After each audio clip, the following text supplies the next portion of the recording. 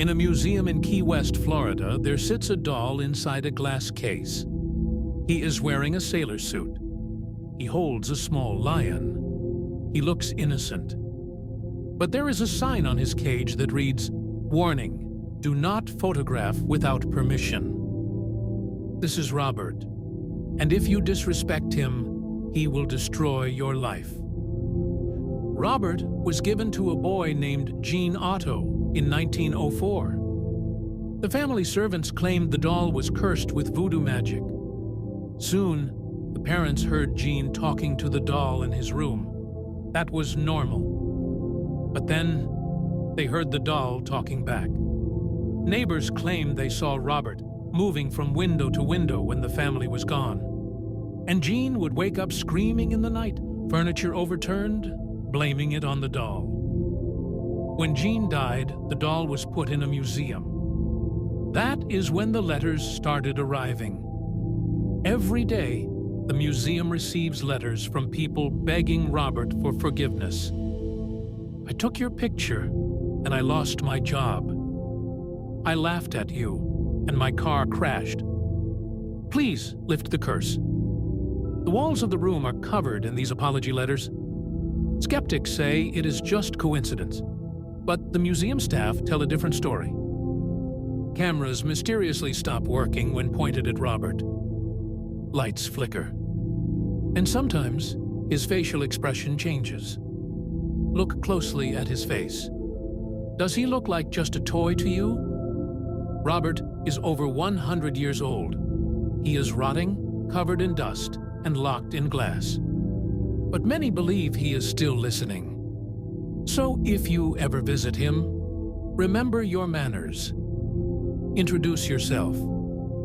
And ask permission before you take a photo.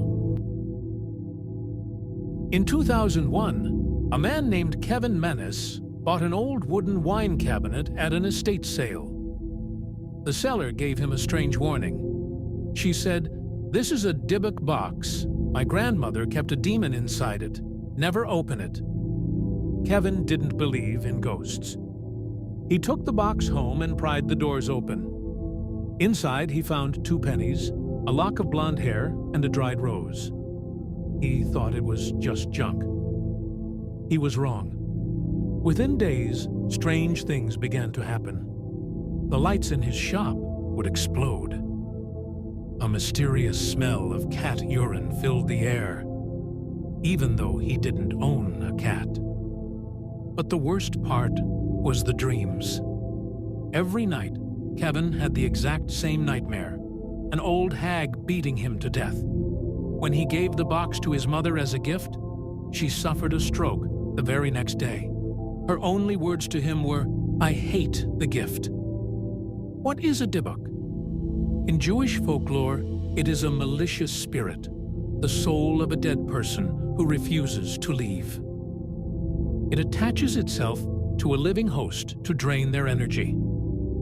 This specific box was allegedly created by a Holocaust survivor to trap a demon that was hunting her family.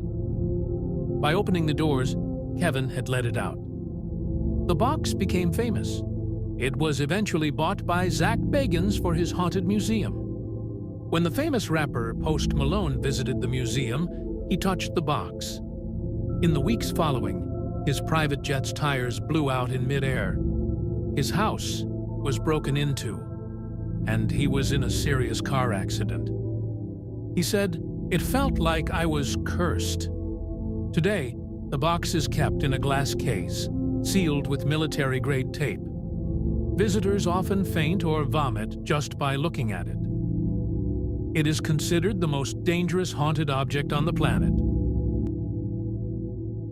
September 4th, 1985. A massive fire ripped through a family home in Yorkshire, England. The house was reduced to charcoal and ash. Everything was destroyed, except for one thing. Lying face up in the ruins, perfectly untouched by the flames, was a cheap painting of a crying child. This wasn't the first time.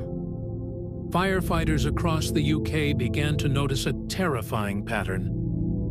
They were called to dozens of house fires where the only surviving object was the crying boy. One fire chief claimed he had seen 50 cases where the painting refused to burn. Panic spread across the country.